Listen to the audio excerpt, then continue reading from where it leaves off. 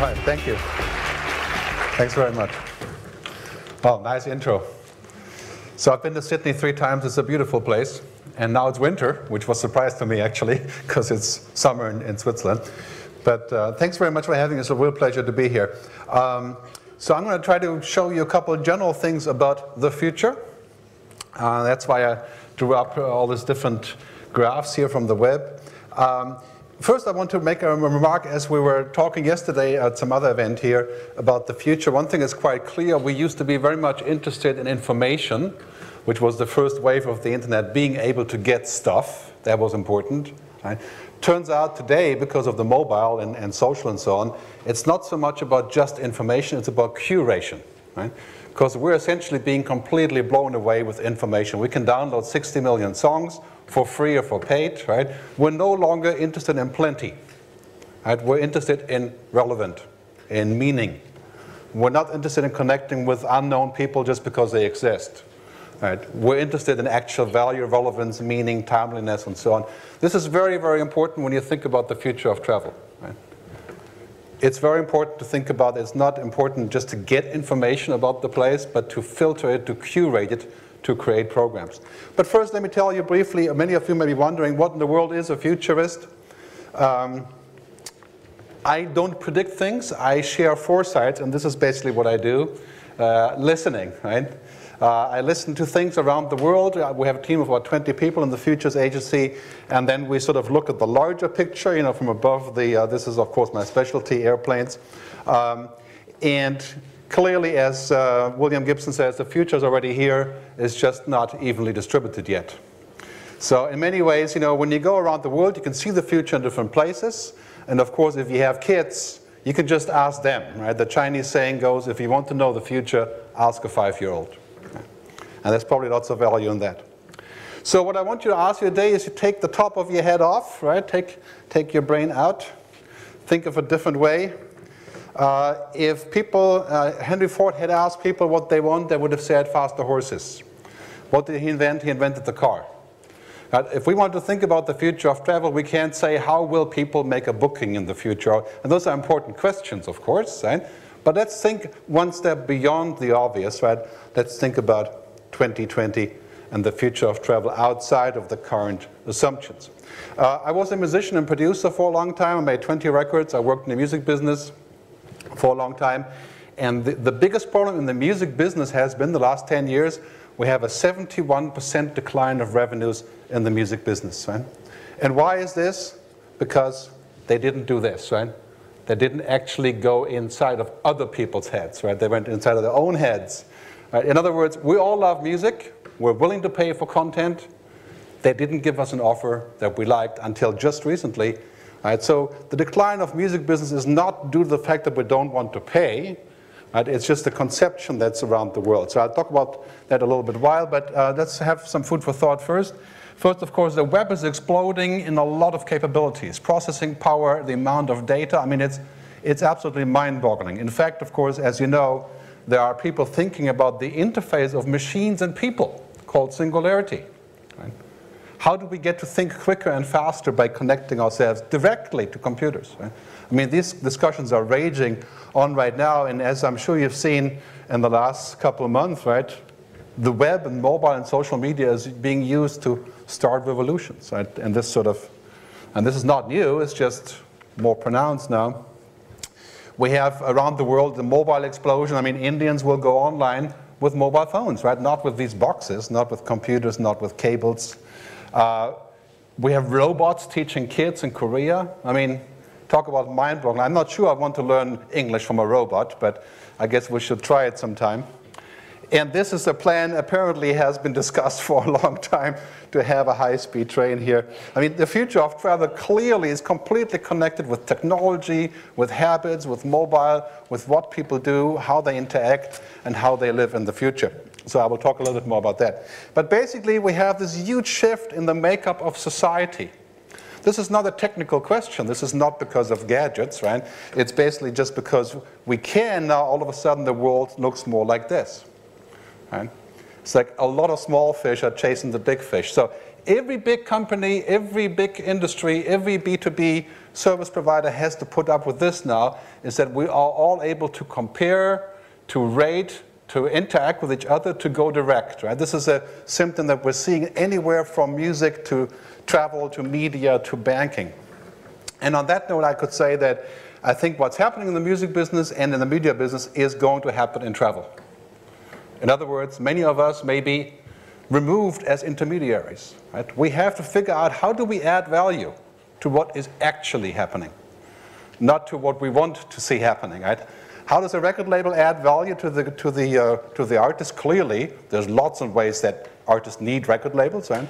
But are they providing it? So in travel, if you're in the travel business, how are you going to add value in the future to make up for this shift in society? I mean, this is a question of power, right? As consumers, we're absolutely empowered. If I sit at the gate here, I use my flight tracker app, I will know more about the flight taken off than the woman at the gate, right? That's called empowerment. Right? I mean, it's mind-boggling, all the stuff that's happening on a global scale. And Kleiner Perkins, who was an investor in of course, in Facebook, they summed it up, which I'll show you in a second. But basically what we're facing here is a world of disruption. And Google, of course, I don't work for Google, so I can say this neutrally, but Google is a main driver of a lot of these disruptions, clearly, right? But not just Google. I mean, all of technology companies are moving in this direction of disrupting something that previously seemed to work, but didn't actually. Right? So disruption is the main factor. So I have listed a few disruptions in travel. First, environment, energy, sustainability. If we all keep flying on cheap flights around the world, right? If you live in Manchester, you can fly to Malaga, Spain. For a party, it will cost you less money to fly there and party in Malaga than to stay in Manchester. Right? And therefore, hundreds and thousands of people are doing it. Right? If we keep on doing this, we're going to be in deep trouble. Right? For lots of reasons, apart from the cultural reasons in Malaga. But then we also have virtual and augmented reality. I mean, this is becoming so good that very soon you can take a deep dive to the bottom of the ocean. It will almost feel like you're actually there. I mean, if you're a fighter pilot, you can already do that, right? It's very close to reality. Aging population. I mean, most developing countries are getting older. So what do those people do? They do different things, right? They may have a bit more money. It changes luxury travel. Fragmentation. Mobile and social media, I call this a social media operating system, because basically social media is a kind of a useless term. It's a bit like a fig leaf, you know. For many of us, social media means, you know, we have a Facebook page. Well, who cares, right? It's not about that. Right? It's an operating system that's completely different than what we had before. Peer-to-peer, car sharing, user-made content, going direct. Many hotels are using Twitter as a sales channel to sell their stuff directly, or other social media. So these trends are quite disruptive. So not to scare you too much, I think most of these are opportunities, right? This clearly is a huge opportunity. It doesn't substitute for real travel, right? But it's another business. I mean, if Farmville can make $350 million a year, right, selling virtual tractors, how much could you sell of virtual trips? That could be kind of interesting. This, of course, is a big opportunity. This as well, but this is not. That's why I put the fire there. Right? Okay, we have to think about this. This is a big topic, right? We can't solve this today, unfortunately. If we had a few more days, we could maybe solve it, but combined brain power. But this guy is a local guy from Sydney, David Hunter. I haven't actually met him. I just found him on the web. But he said something very interesting. I think he's also a futurist. So said a bunch of stuff here, right? So he said basically that tourism will be completely fragmented into a myriad, primarily urban, exotic, I was going to say erotic, sorry, exotic experiences. Of course, some of that will be taken there as well, right? But basically he's saying that many of those will be transacted in virtual and augmented realities, which is in 2050 quite clearly, we can do that then. I mean, I think it's going to be much sooner than that. I mean, if you look at what's happening on mobile devices. And he says those scenarios will be indistinguishable from the previous natural realities. I mean, that's not too hard to believe. Zoom back to Blade Runner, right? One of the most interesting movies ever in this term. And clearly that's going to happen. The other thing is that we have currently a dominant exploitative model, which means that we travel, we pollute, we change things, we change environments. These are big topics. And so that's something to think about. He thinks we need to actually discredit and discard those models of exploitative travel. I'll leave you with this thought because this is a much larger thought than we can tackle today. But basically what that means is change. Right? Tremendous change as far as what we do, why we do it, and I have a few more ideas on this I want to exchange with you. So basically what we're seeing here is an ecosystem. We're moving into a world of ecosystem. We used to be in the world of ecosystems. Right? Universal Music, Disney, Goldman Sachs, car companies, big banks, insurances, and so, big companies running things, right?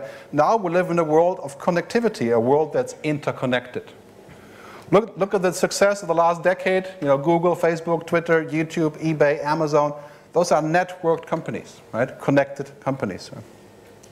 So that's a very big thing. I think the super challenge here is, how do we create an ecosystem around travel that actually works, that doesn't just exploit?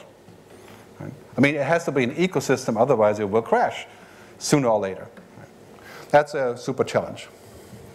So I think the idea of a sustainable way of traveling, of eco-concerns, that's a great business also. I mean, if you think about the possibilities there, just to put that in your mind, I think would be something very interesting to think about. There's a huge amount of growth in this topic, right, to figure out how this will work in the future. Any of you have been to Burning Man, California? Yeah, anybody have been to Burning Man? Anyone? Yeah? Okay.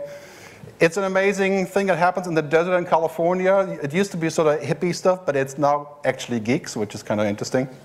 Actually, there's thousands of Googlers there as well. And what they do is they build this huge camp city, and there's like 80,000 people having a one-day marathon of performances and all kinds of weird stuff, burningman.org, I think.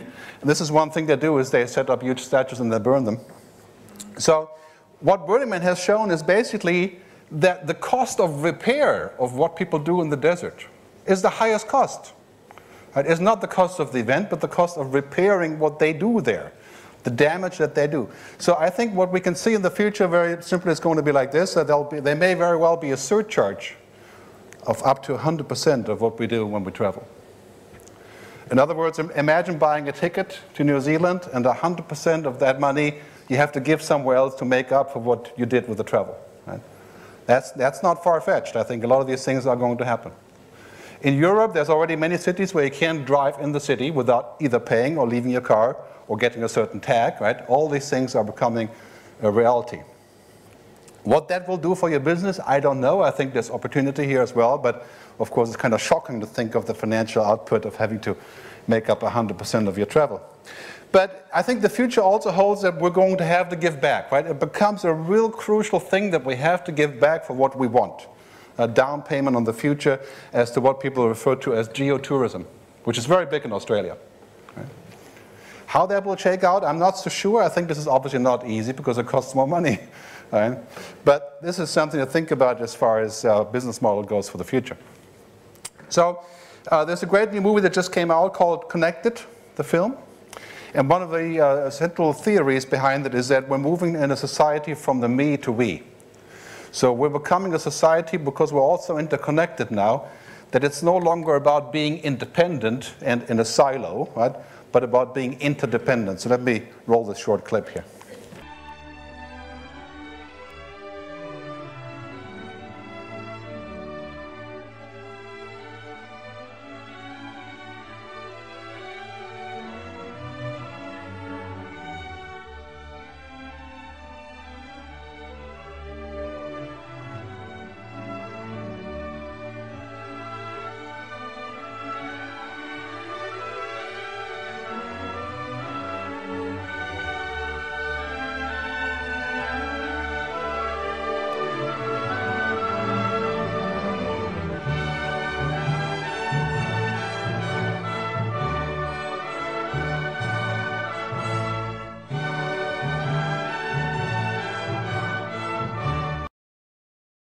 The key message is this: we have to become interdependent. The future of business, the future of growth is to be interdependent, right? To create a system that works for everyone else as well.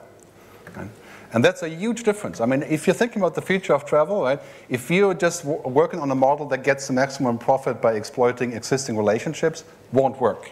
Right? I mean, if you're looking at all the growth around the world, it's all on interdependent models. Marshall McLuhan, who was one of the original futurists in the 70s, he said the global village, and this, he said that before the internet, right? The global village is a village of noise, chaos, and discussion. Right? So the future holds that we have to collaborate to create new forms of business. Right? And that's why it's great that you're here and actually discussing this today. The other thing is this, I do a lot of work in Brazil, but also Indonesia, which unfortunately didn't fit on the map here in terms of the letters. But Indonesia, India, China, Africa, Brazil, that's our future. I mean, you, of course, in Australia, that's a huge discussion about the Asian influence here and the Chinese influence as well. So the discussion about this is basically, what that means is that if we're looking in this direction, clearly, I mean, look at the numbers here in terms of GDP growth, right? All these countries will overcome all of our problems that we have here and in Europe and in the US, right? The GDP growth is all in those places. Right? I mean, you can guess what that means, but it's quite clear, luxury travel, biggest growth, Asia Pacific. Right? I mean, that's where all the growth will come from. If you're looking at the top gainers in terms of internet access, right? China, India, Brazil, Russia, Japan, Nigeria. Right? I mean, you don't have to go much further than this to say, well, the future of pretty much most things that we'll be talking about are the BRIC countries. Right? I mean, that's clearly, if you look at the GDP growth, you look at the huge dent in 2009, that's us, right? The other guys keep on growing, right? It's amazing what happens there. And just last night I was Google and the headline says, China all set to become king of tourism. Right? Not news to you, I'm sure. But I mean, it's pretty mind-boggling when you think about what's happening here. And also from the BBC a couple of days ago, towards an Asian future for Australia. So that's an interesting topic. I think we can say that together with this trend, the fact that we're going towards the BRIC countries, Brazil, Russia, India, China, Indonesia, and so on, it's clearly the trend of people becoming older. Because we have less kids, and of course Asian countries are growing, but also not as they used to, right? So clearly, the kangaroo says 70% are going to be adults in the future. I mean, that changes everything. How we interact, what they do. If you look at this number here, world aging population, I mean, it's pretty clear that's happening almost everywhere, but especially in these countries. Travelers, right? Luxury travelers again, biggest peak, 45 to 54. Social networks, you think it's the kids, it's not true. Biggest growth in social networks is between 35 and 55. Right? That's people who are connecting on social networks. So basically, along with that comes the idea that now we can find out anything. I mean, it's so easy to just speak into Google and say, Gerd Leonhard, keynote speaker. That will be hard, actually, because of my first name, thankfully. But you can find the information you want. Okay? So we're becoming completely empowered as consumers. We're actually getting freed in some way, because as consumers, we're no longer just consuming, we're also contributing. That's all not news to you. But what goes with that also is the fact that it's all about mobile. And I won't talk much about that because that's part of the topic for the rest of the day.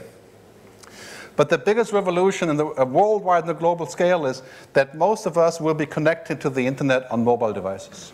This is the chart I got from a Cisco guy at Mobile World Congress, who was saying basically the disruption that's happening because of mobile devices, right, is hitting these industries first, of course, music, right, news, books, movies, and so on, and all the way over the utilities and public sectors. You're here, right? You're in the sector in the middle, transportations, airlines, that sort of thing. So very interesting to see. I mean, mobility is the driving factor of lots and lots and lots of things. In fact, I would say my prediction is, as I said before, I think about 75% of all data traffic will be generated on mobile devices in 2020. That means people will be connecting to the net mostly on mobile devices, not on computers. So I tell my clients in Europe a lot, which in Europe we're completely backwards in many ways. We have all this fancy mobile stuff, but most companies don't think of it that way. So I tell them basically it's mobile or die. Right? That's what it comes down to. Right? So you have to mobilize and move in this direction as quickly as possible. Then we have this, right? We have the end of money. I mean, not making money, hopefully, but the way that we use money.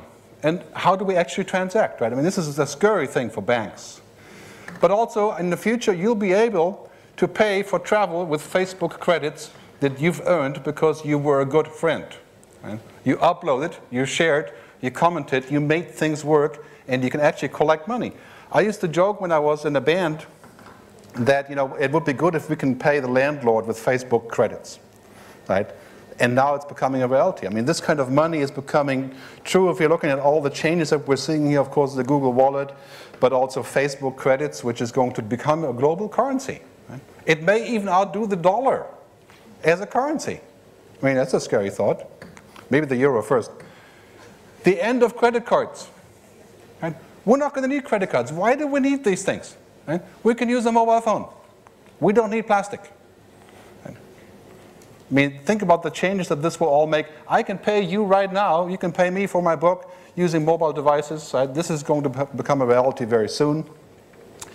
And traditional thinking of money will completely change because now there's alternative money. I think we're going to pay people not to work. Right? Because when they don't work, they can generate knowledge. They can do things that everybody else can use. So that if you look at it this way, it's going to move away from the idea of having just money to social capital, to money services, reputation, social reach, and complete rethinking of the content industries, which travel, of course, is a content industry. If you haven't noticed, right, you're selling something, a piece of content. So virtual currencies, personal data, time, attention. As has been said many times before, data is the new oil. Right? So data that we generate actually pays for things. So the end of money, as we know, it's a very big trend. And then this goes right along. If you have kids, you know exactly what I'm talking about, right? We used to be people of the book or people of the paper, as Kevin Kelly says. Now we're people of the screen. Screens everywhere, in cars, in airplanes, in, you know, too many screens. In fact, you get a headache from all the screens. Right? That's why I buy a Kindle, because it's not really a screen. Right? You can just read it with natural light. But this is completely different because people of the screen don't consume in the same way. Right? They want to connect to others. They want to be interactive.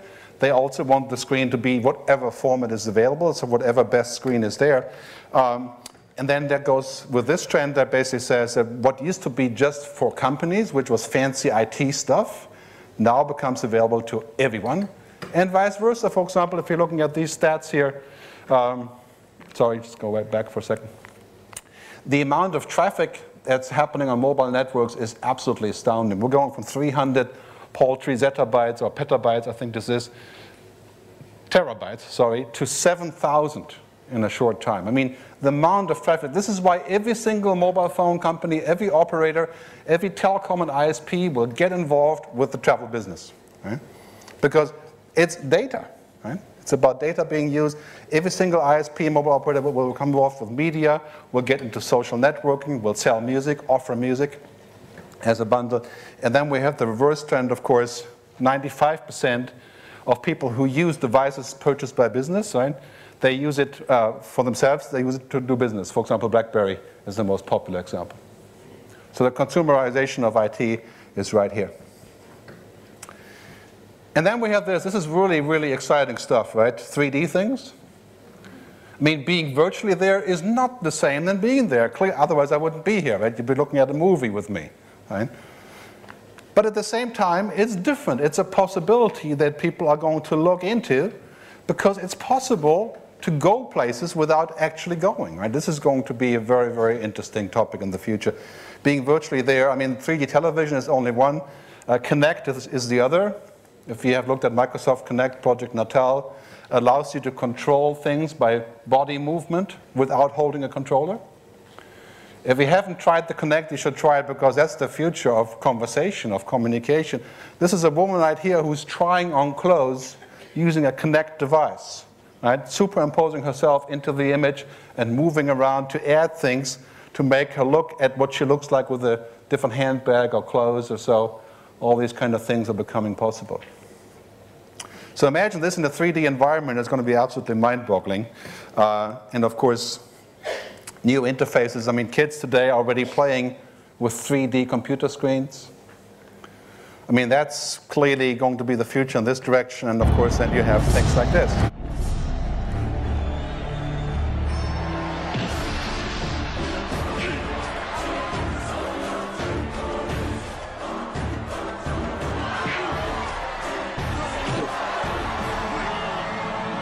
Controlling devices with your thoughts, right? That's already possible. It's expensive, right? But that's going to happen. Right? So we'll be able to travel to virtual places with our head connected and inside of 3D space will be quite interesting. It's not the same than going there, but it will be some form of travel in the future. But what it really comes down to, because we're not machines, right? We're people, we're humans, we're not computers, thankfully, right? It's about real, unique, and lasting experiences. People today are much more interested in experiences than in noise, because they've had lots of noise, right? Everything is about experience. I mean, if you're looking at cars or food or whatever, it's always about that. So what can you do to generate experiences? I mean, obviously this kind of thing is an experience of some sort, but it's quite removed from a real experience. I think the question really is, it's not either or. Right? It's like the iPad. People read the iPad or the newspaper. It's not either or. I can do both, right? And we're looking at a market that's completely fragmented. Some people will travel virtually, others will never do it, and it's going like this. So it's not a black or white world that we can look forward to, but a more mixed world.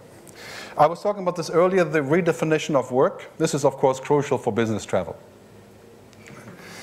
In fact, it's already quite true what my colleague Glenn Heemstra from Futurist.com is saying. He says, in the future, people will work stints rather than jobs. Meaning every 18 months, every 2 years, you hop onto something else because it's not a job like we used to have 20 years of a job. I mean, it's probably already your reality, right? So what that means also is that we're working in other ways. We're becoming more like knowledge workers and basically having interactions with others in real time wherever we are. That is definitely going to eat into business travel, right? I mean, clearly. That's also going to become a lot of overlap of having to travel because you've always met virtually. Right? It's an interesting thing, can't quite figure it out. Now, the first wave of the internet, we've exchanged lots of information, but we travel more than ever before. Right? Will that change in the future? Yes. Because this stuff really didn't work 10 years ago. It's not really working now. But 5 years from now, I think it'll be quite interesting to be in the cloud as a person. I mean, the cloud computing thing for people, in a way, you could say should be quite interesting, right? So telepresence, you've heard about telepresence. Basically what that means is going inside of an environment right now being rather costly, like this, from Cisco, where you can be in a room and the other people are actually somewhere else, but you don't actually notice it. It's like a round table and the screen. You can actually put documents into the screen. They come out on the other end. So telepresence will certainly in the next couple of years have a huge impact on business travel. It already has, right? I mean, Skype group calls and this kind of already have impact on these things, right? So that's something to think about. You know, what happens in this, I think telepresence will be a huge factor there.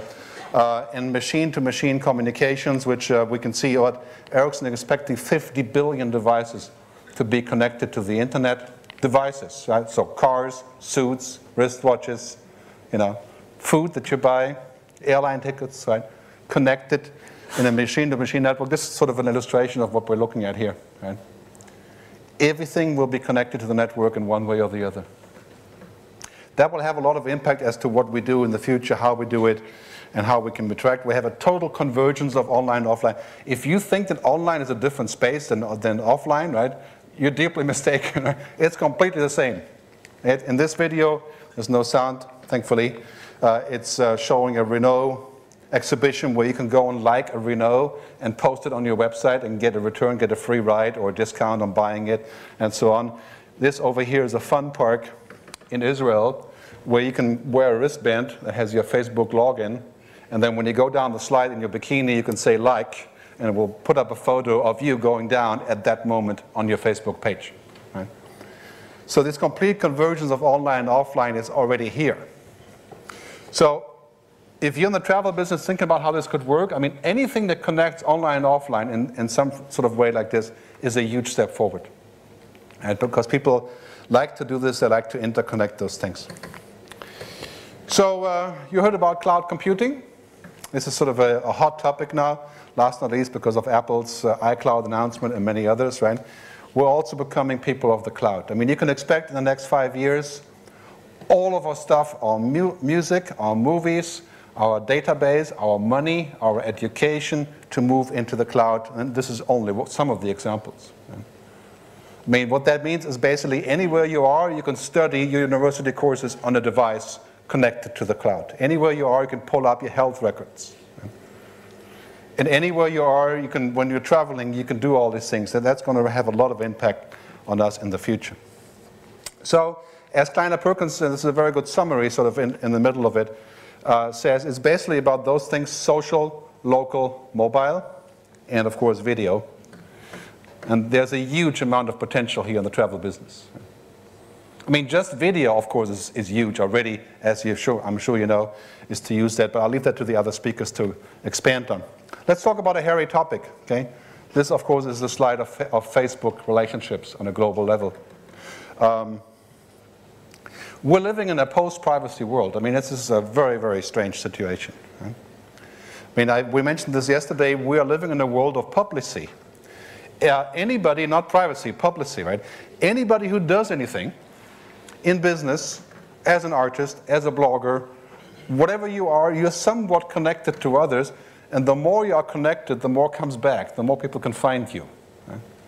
So now it's no longer that important to just get a good ranking on the search engine. It's also important to be recommended by others, right? To be found by others. Right? So all of a sudden, the more public we are, it seems, the closer we are to being found and gaining something. Right? It's a bit like Minority Report or The Matrix, right? You can be off the grid or on the grid, right? This is a tough discussion. So we're living in a world that basically feels like we're being very naked, you know, being constantly watched. The question is, however, what's going to happen here? I think basically we have to accept that in a networked society, almost everything that we do is public. So I wouldn't say it's the end of privacy. I just have to do something to make it private. Right? The other day I spent 30 hours on wiping out my Facebook profile details, stuff I didn't want to remain on Facebook. Because it turns out everybody's checking my last Facebook entries all the time for some reason or the other, right? So basically I really have to think differently about my actions, as this tweet from Kenneth Cole shows about the riots in Egypt. It was not about the store, it was about the Change for Democracy, right? That caused billions of dollars of damage for Kenneth Cole, right? Just one tweet. So if you're in business today, if you're looking to do stuff, you're a public person. I look you up on LinkedIn before we meet. I check out your tweet schedule. If you don't want that, then either you're not public and you don't need it. So Richard Branson doesn't need to be on LinkedIn, obviously, even though he is, right? But maybe you don't need it. So it's a very difficult topic. I think it comes down also to this, is that this is a hard reality, I think, for businesses, because all of us are used to a little bit of whitewashing of reality, right? Like something didn't quite pan out and we don't want everyone to talk about it, right? But now it's essentially the end of lying. I mean, I can't tell you how many of people that I work with, they're saying, you know, I want to get into social media, you know, fill out that, you know, tick the box, right?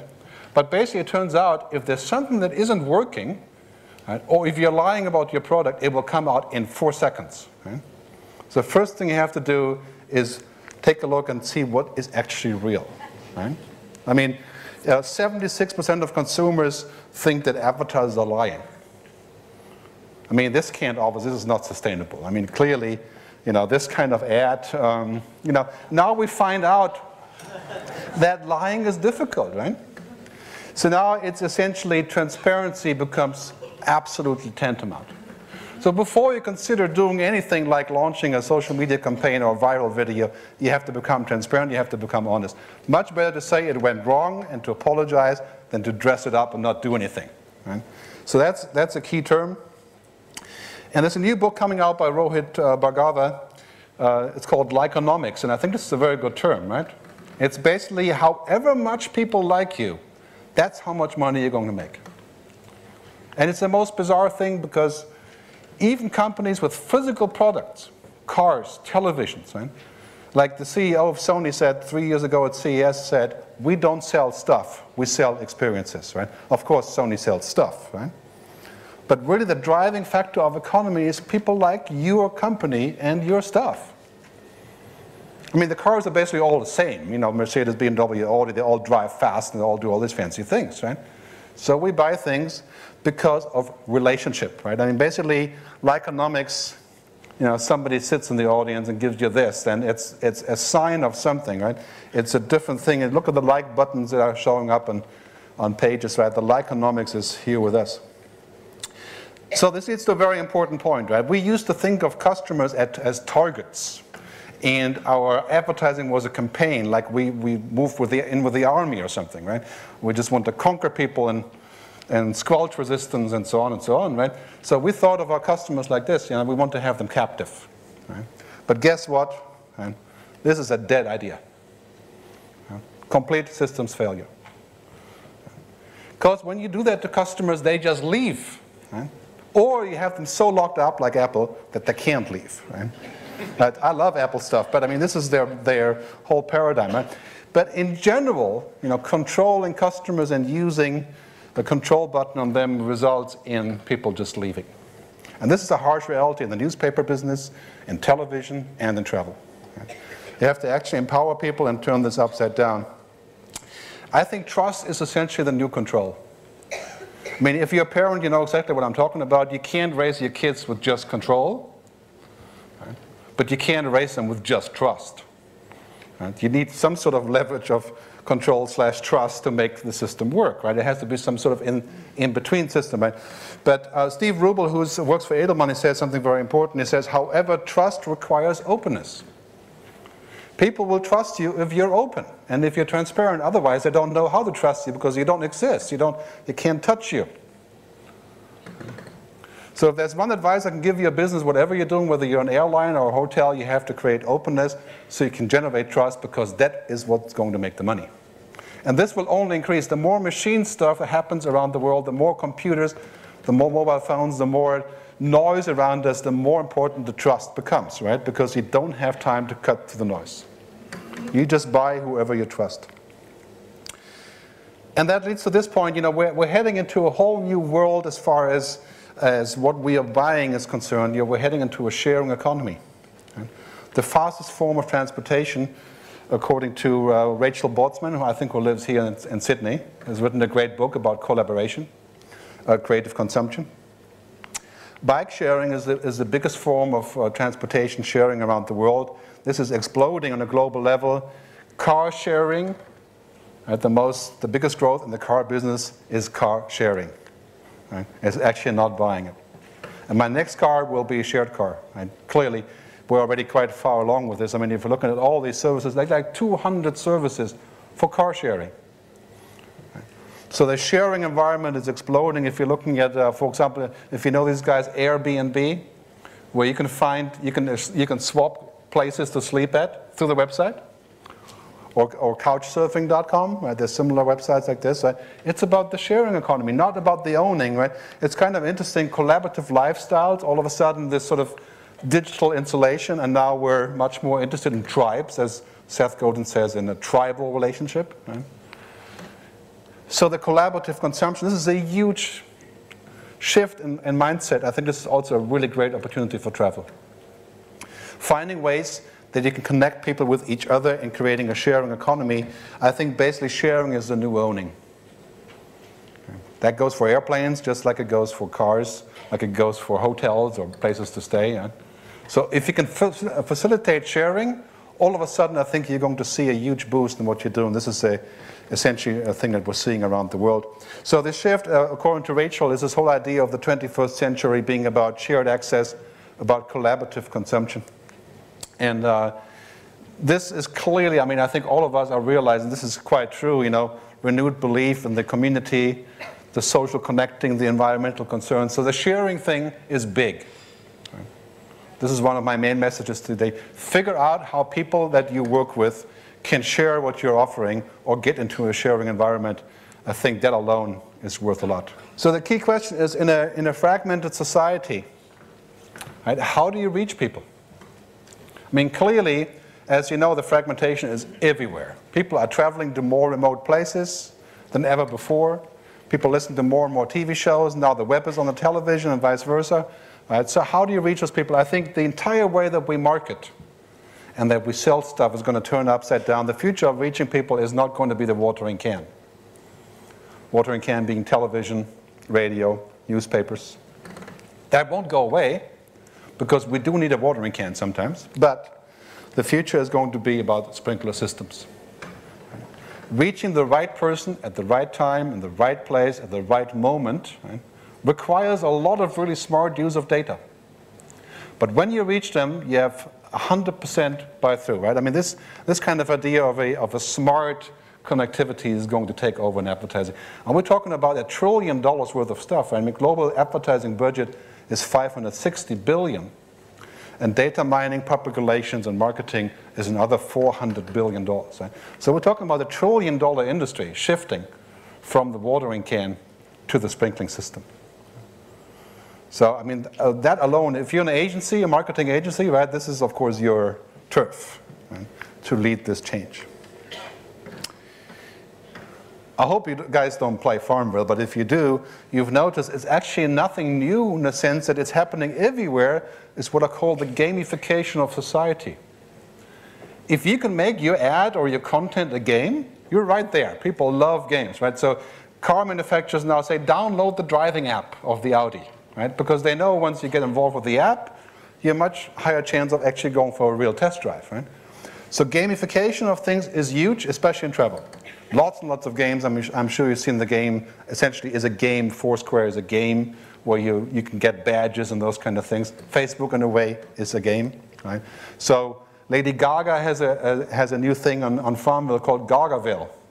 Right? This is pretty amazing. It's just the whole thing becomes a game. So gamification is crucial.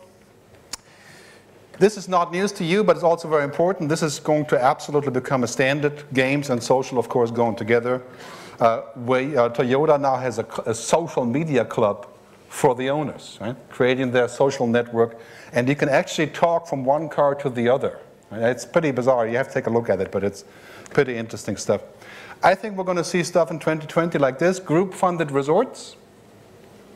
People like Groupon getting together and saying, you know what, we want this resort to be in Acapulco over here, and we're going to fund it to build it or run it because we want a certain kind of resort. We're going to see social rating-based pricing. So if your cloud or peer index or whatever Google score is above 50, you get an upgrade. Right? That's already in place. So tribal travel, organizing stuff and trips together that involves groups. I mean, that's going to be quite interesting. The other thing that we see in this turf that relates to this is the going direct. Everybody that can go direct will do so.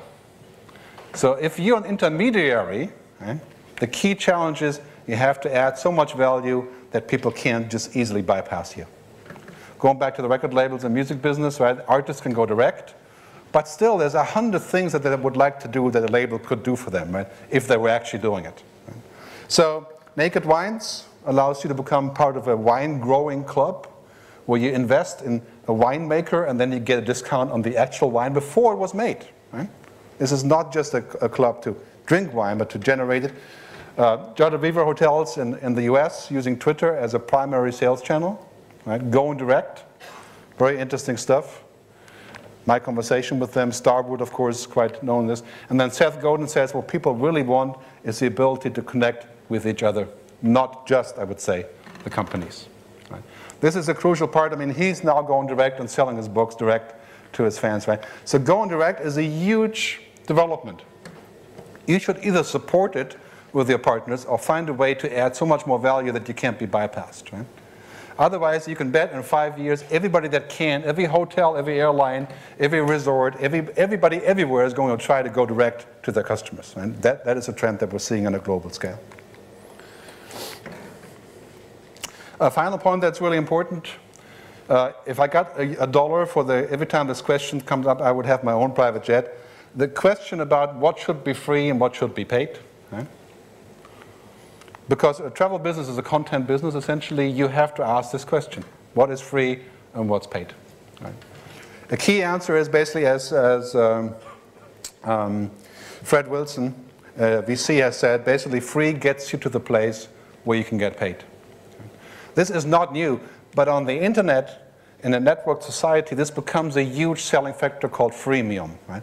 If you can give away something for free, that then allows people to buy something else on top, right? You found a winning strategy.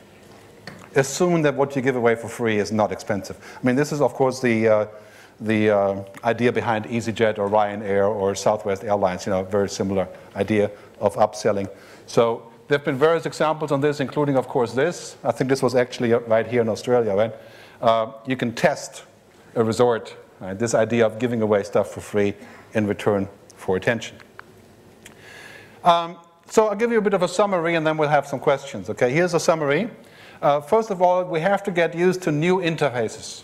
3D environments, virtual connectivity, brain to computer connectivity, all that stuff that sounds like science fiction will become very real in the next couple of years. Augmented reality on mobile phones, you've heard about all this stuff. It's coming. New interfaces. So get involved with this stuff when you can. I mean, think of this, goes along with the gamification. If you can make a game about your hotel or your airline using this sort of thing, could be very, very interesting in terms of marketing. The end of money, as we know it. So ETA here is about 3 to 7 years, depending on where you live. People pay with mobile devices, paying with radio frequency chips and NFC technology and so on. Right? This becomes a huge game changer. The shift towards sustainability. This is absolutely inevitable, and whether we like it or not, there's going to be some sort of mechanism of paying back what we've gone there to do in the first place. So if you are actually part of that process of paying back for and making it work in the future, I think that's much better than actually waiting for it. Brazil, Russia, India, China, Indonesia, that's our future, so that's, of course, very much a top-level topic. But definitely food for thought. The shift towards the older demographic, also inevitable, obviously, something we have to think about. Cloud computing. Anything that you can put in the cloud, you should. Right? Any way to find out how to connect the cloud and the crowd, you know, that's a very good business to be in. Right? Travel is going to move entirely to the cloud. All of the admin, all of the booking, all of the resources, all of the stuff that we're connecting with, all moving to the cloud. Sharing is the new owning. Of course, there'll be plenty of us owning stuff like cars and so on. But in general, this is a trend that we're seeing on a global scale, something we should support in our business. The renewed belief in the community and so on, we've discussed these issues already a little bit earlier. The likeonomics, right? Like it or not, we're subject to being liked or not, and that's why people buy us. People buy our stuff because they like us and what we stand for, not because the car is faster or the ticket is cheaper. I mean, tickets being cheaper is a factor, of course, right? But in general, people buy stuff they like, and for a reason that's much less below the head, but more down here, right? For other reasons, like economics. Being virtually there will be a trend that we can't avoid. And this, in fact, is a huge business on its own. Right? Goes with the gaming and this whole idea, right? So I would definitely investigate this. How can you virtually go there? So that maybe then you actually go for real. Right? This is obviously an interesting topic. Social everything. Forget social media, that's just a tagline. Right? So that's just so that social media experts can tell you that you need them. Right? Social everything has to do with the operating system, how we connect, how we actually are networked with our suppliers, our partners, and our customers. And lastly, Tim O'Reilly, who's a publisher in California, says, the key for survival and for success in the future is to create more value than you capture. Right? And I can guarantee you, if the value that you used to offer is being disintermediated, you have to hurry up and find some new values and generate them. Right? Because that is the only reason that people will keep coming back, when they trust you, when you generate value, and when you serve them in the future. So I want to thank you very much for listening. You can download my app if you wish, for various, also Android, of course. And you can Twitter me all day. Gerd Leonhard is my Twitter ID, to ask questions anytime you want. Thanks very much. So we've got a lot of travel agencies here today, and you talked a little bit about, I guess, consumers going direct to suppliers and so on, and how travel agencies and other intermediaries might have to add value. What sort of ways can they do that? Well, let's put it this way. I think that intermediaries add lots of value when they are able to actually show and position it correctly. I mean, if you compare with the music business, clearly Most artists don't want to spend half their day on doing their Facebook page or communicating with people on Twitter or doing whatever, because they're writing songs, right? They're actually doing some other stuff, right? So what you have to do is to get people who supply to you to generate more value through you than without you. Right? So you become indispensable. Rather than forcing them to say, you know, if you do this, then we'll do X, Y, Z, I'll cut you out or whatever. Like the music business has been doing for the last 10 years, which is to say that if we do X, Y, Z without paying, we have to go to jail or whatever. They could have said to us, if this value is good for you, then you can buy it, and this is what's happening now. So basically, the question is, what kind of values can you offer people on both ends? So I think we're out of time, but if we can give Gerd another round of applause, I'm sure he'll stay around to answer some questions later.